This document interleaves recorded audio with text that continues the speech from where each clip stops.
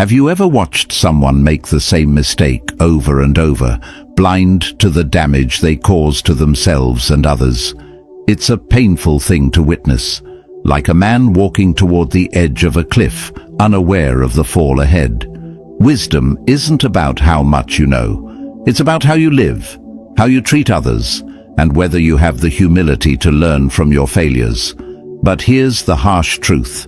Some people remain trapped in their own ignorance, repeating the same patterns, refusing to grow. And often, they don't even realize it. That's why today we're diving into 5 unmistakable signs of a foolish person. Lessons drawn from the timeless wisdom of Stoic philosophy. These aren't just observations about others. They are mirrors, reflecting behaviors we might recognize in ourselves. Because the goal here isn't judgment, it's growth.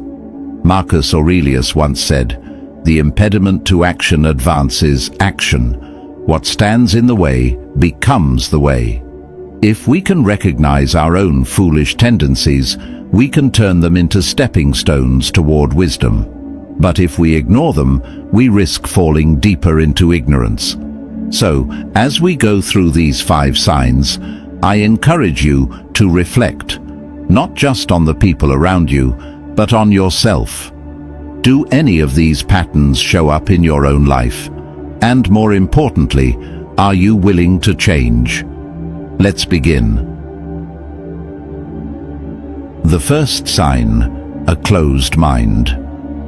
A closed mind is not just a limitation, it is a fortress of ignorance, built brick by brick with fear, pride, and stubbornness.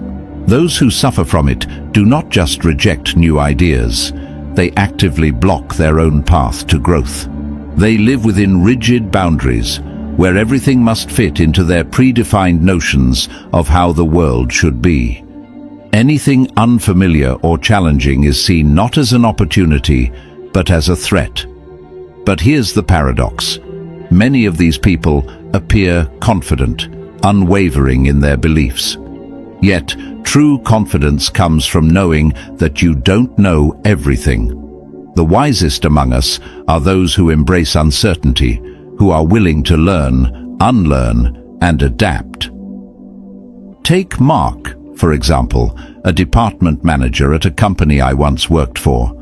Mark was deeply attached to the old ways of running his team. For years, his methods had worked, and he saw no reason to change them. Even as the industry evolved and competitors adopted modern strategies, Mark resisted. One day, a younger employee suggested using modern project management software to improve workflow and efficiency. Mark dismissed the idea outright. "We've done it this way for 10 years and it's worked just fine." But the truth was, it wasn't working fine. While other teams in the company embraced innovation and thrived, Mark's team struggled, missing deadlines, losing productivity, and falling behind. Still, he refused to see the problem. Instead of adapting, he blamed his staff for being inefficient, blamed the market for being unpredictable, even blamed bad luck. But he never once questioned whether his own stubborn mindset was the real issue. A closed mind doesn't just block new knowledge, it damages the growth of everyone around it. A leader who refuses to evolve creates a stagnant environment where creativity dies and progress slows. A person who rejects differing opinions never expands their perspective. And a society that fears change remains trapped in outdated ways of thinking. The Stoics understood this well. Epictetus, once a slave who rose to become one of the greatest philosophers, knew that wisdom comes from an open and adaptable mind. He famously said, "It is impossible for a man to learn what he thinks he already knows." The wise do not fear new ideas, they seek them out. They are not afraid to admit when they are wrong, because they understand that changing your mind in the face of truth is not weakness, it is strength. So ask yourself, do I dismiss new ideas before truly considering them? Do I feel threatened by perspectives that challenge my own? When faced with failure, do I look inward or do I blame others? If you recognize these tendencies in yourself, don't see it as a flaw. See it as an opportunity to grow. The mind is like a door. If you keep it locked, nothing new can enter. But if you are brave enough to open it, to listen, to learn, to embrace change, you allow wisdom to take root. Because in the end, stubbornness keeps you stagnant, but an open mind leads to endless possibilities. The second sign, constant blaming.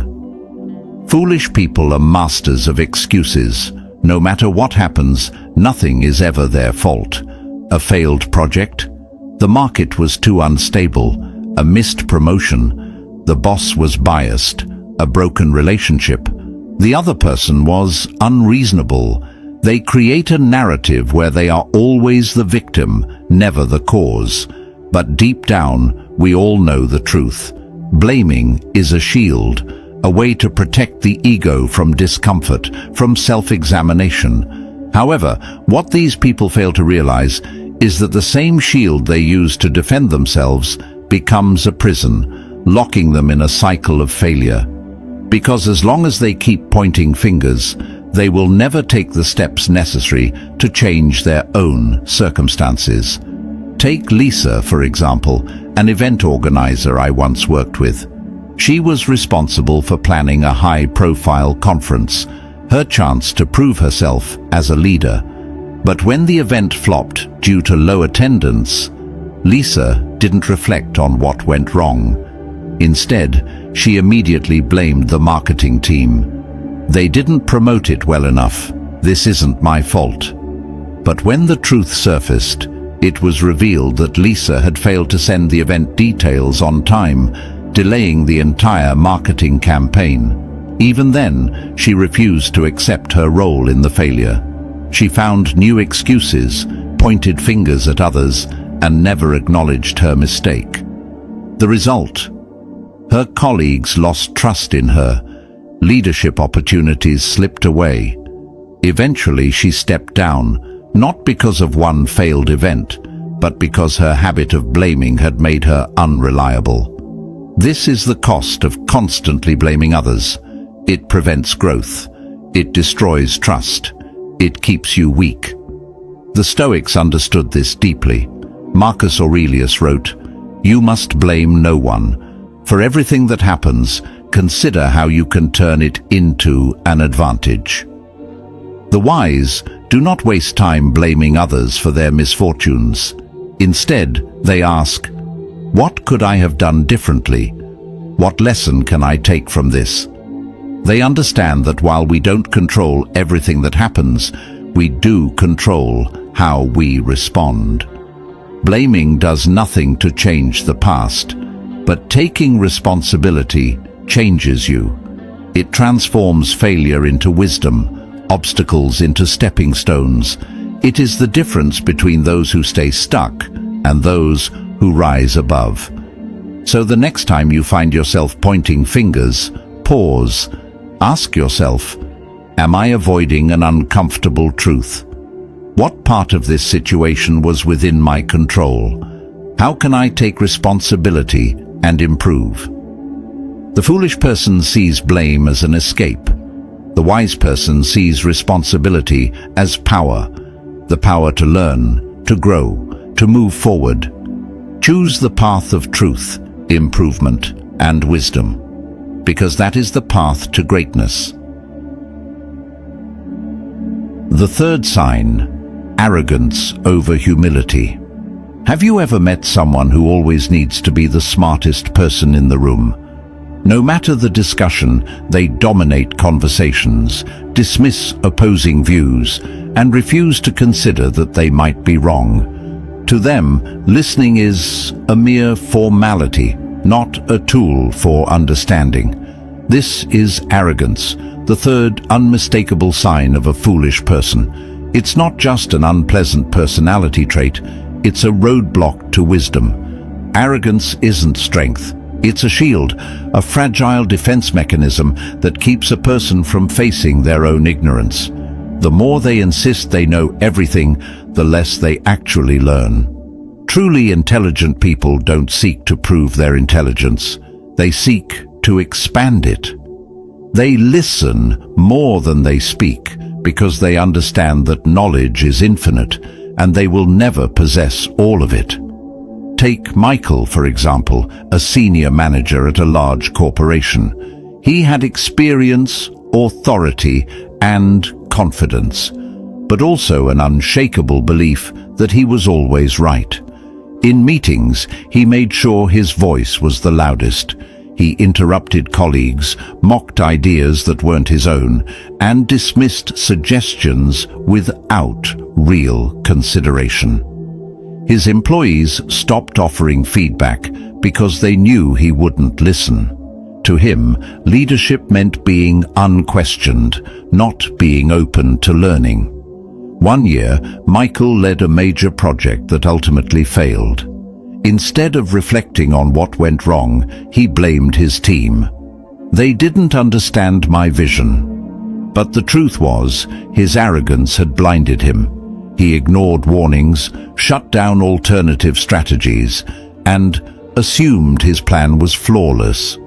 When his boss asked him to analyze the failure, Michael struggled, because in his mind, he had made no mistakes. This is the danger of arrogance. It shuts the door to growth. It convinces a person that they already have all the answers, so they stop searching for better ones. And when failure inevitably comes, instead of adapting, they look for someone else to blame. The Stoics understood this well. Epictetus warned, "It is impossible to learn that which you think you already know."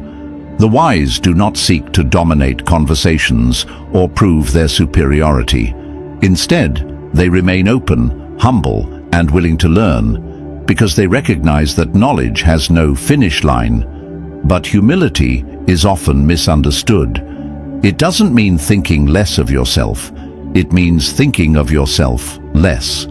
It is the ability to prioritize truth over ego, learning over being right, and collaboration over dominance.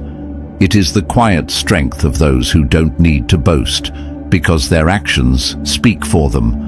Think of Socrates, one of history's greatest philosophers. He was considered wise, not because he claimed to know everything, but because he admitted how little he truly knew. His famous quote, "The only true wisdom is in knowing you know nothing," reflects a simple truth. The moment you think you figured everything out is the moment you stop growing. If you ever feel yourself falling into the trap of arrogance, pause. Ask yourself, am I speaking to seek understanding or just to be heard? Am I trying to grow or just to prove a point? Do I listen to respond or do I listen to learn? The foolish person believes arrogance is power. The wise person knows that true power lies in humility. Choose to listen more, learn constantly, and let go of the need to always be right. That is the path to true wisdom. The fourth sign, lack of empathy. A lack of empathy is one of the clearest signs of ignorance. It reveals an inability, or worse, an unwillingness, to step outside of oneself, to see the world through another's eyes. Without empathy, a person drifts through life disconnected, unable to form deep, meaningful relationships. They hurt others without realizing it, not out of malice, but out of emotional blindness. But make no mistake, this blindness is costly. It weakens character, isolates the individual, and ultimately leads to a shallow and unfulfilled existence. The person who lacks empathy may believe they are strong, logical, or efficient, but in reality, they are crippled by their inability to understand the human experience. Take Paul, for example. He was a results-driven project manager, sharp and ambitious, but emotionally tone-deaf. Whenever deadlines were missed, he never stopped to ask why. He only cared about the numbers. Once, a colleague named Susan failed to complete a task on time. Without hesitation, Paul criticized her in front of the entire team, making it clear that failure was unacceptable. What he didn't know, or care to ask, was that Susan's son had been seriously ill. She had spent nights in the hospital, juggling the stress of work and the anguish of a sick child.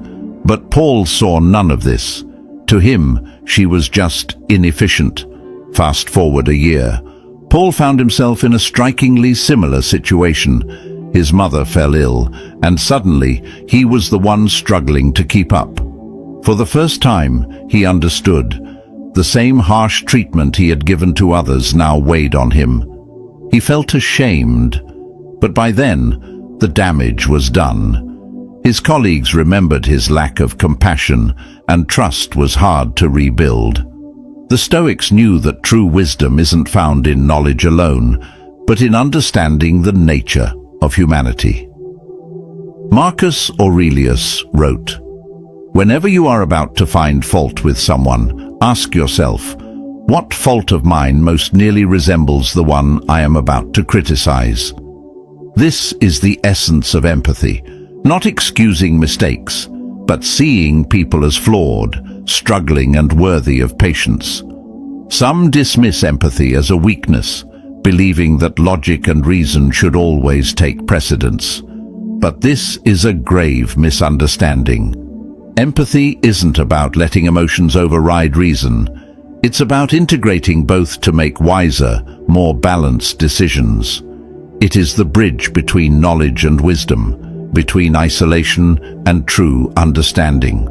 Think of the greatest leaders, thinkers, and philosophers. They weren't just intelligent, they were deeply empathetic. They understood that life is not just about individual success, but about how we connect, support, and learn from one another. The ability to empathize is what transforms intelligence into wisdom. If you recognize a lack of empathy in yourself, there is hope. Empathy is a skill that can be developed, a muscle that grows stronger with practice. Start by listening, truly listening. Not just waiting for your turn to speak, but seeking to understand. When someone shares their struggles, pause before passing judgment. Ask yourself, what would I do in their situation? Have I ever needed someone's patience and understanding? Am I being fair, or am I just being harsh? The foolish person remains trapped in their own limited perspective, but the wise one seeks to understand before being understood. In doing so, they not only strengthen their relationships, but also deepen their own wisdom. An empathetic heart is not a burden. It is a gateway to wisdom, connection, and personal growth. If you want to navigate life with clarity, grace, and resilience, start by understanding others. Because in the end, the way you treat people is a reflection of the depth of your own character. The fifth sign, the fear of change. The comfort zone feels warm, familiar, a place where nothing challenges us, nothing surprises us. But what many fail to realize is that this same comfort zone is also a prison, built not with walls, but with fear. Those who fear change cling to old habits, outdated beliefs, and familiar routines, even when they no longer serve them.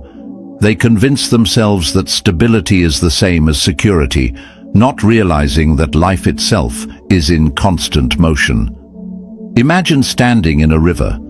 The water flows around you, bends, twists, reshapes itself endlessly. The wise learn to move with it, to adapt to its rhythm.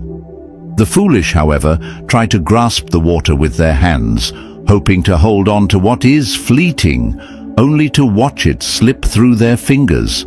Take Michael, for example. He spent his entire life in the same small neighborhood. He knew every street, every shop, every face. To him, this place was more than just home. It was his entire world. When his grown children encouraged him to move to a new city with better opportunities and a higher quality of life, Michael refused. "Why should I leave? I know everyone here. This is where I belong." At first, his refusal seemed reasonable.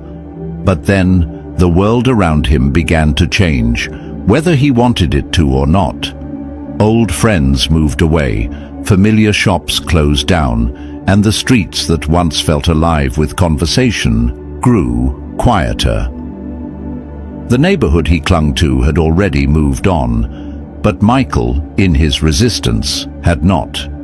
Eventually, loneliness and circumstance forced him to reconsider. When he finally decided to move closer to his children, something unexpected happened. He didn't just find comfort, he found new experiences, new friendships, and new possibilities he had never imagined. The very thing he feared had, in fact, brought him a richer life. This is the irony of fearing change. The world changes with or without you.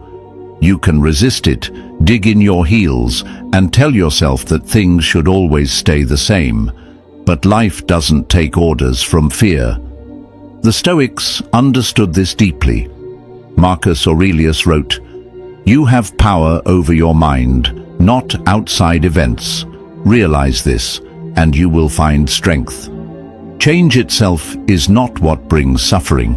It is our resistance to it. The wise do not see change as something to fear, but as an opportunity to evolve. Fear of change doesn't just keep us safe, it keeps us small.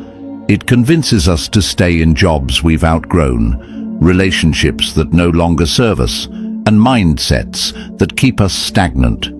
It whispers, "What if it goes wrong?" but never asks, "What if it goes right?" So, if you find yourself resisting change, pause. Ask yourself, what am I really afraid of? What's the worst that could happen, and what's the best that could happen? Am I avoiding change because it's truly bad for me, or because it's unfamiliar? Life does not stand still. You can choose to move forward, to embrace the unknown, to step into the next chapter of your story. Or you can let fear hold you back, watching as the world moves on without you. Remember, change is not an enemy. It is the path to growth, wisdom, and transformation. The only real failure is refusing to take the first step. So, we've explored the 5 signs of a foolish person. But before you click away and start asking yourself, "Am I stupid?" Pause for a moment. The truth is, at some point in life, we've all been there. We've clung too tightly to our comfort zones, spoken more than we've listened, or let arrogance cloud our judgment. But here's the thing, recognizing these traits isn't a condemnation, it's an opportunity. Stoic philosophy reminds us that wisdom isn't about being perfect. It's about learning, adapting, and having the courage to face our own flaws. Every foolish habit we break is a step toward clarity, strength, and wisdom. The real mistake isn't making these errors, it's refusing to acknowledge them. So, if any of these signs resonated with you, see it as an invitation to listen more, to blame less, to embrace change rather than fear it. Growth isn't for the perfect, it's for the brave, the ones who can look at themselves and say, "I can do better." Because in the end, stupidity is temporary, but wisdom is a lifelong journey, and on that journey, you're never alone. Now, I'd love to hear from you. Which of these signs resonated with you the most? Drop a comment and share your thoughts. If you found value in today's video, consider liking and subscribing, not just to support the channel, but so we can continue learning and growing together. Until next time, keep growing, keep questioning, and keep walking the path to wisdom.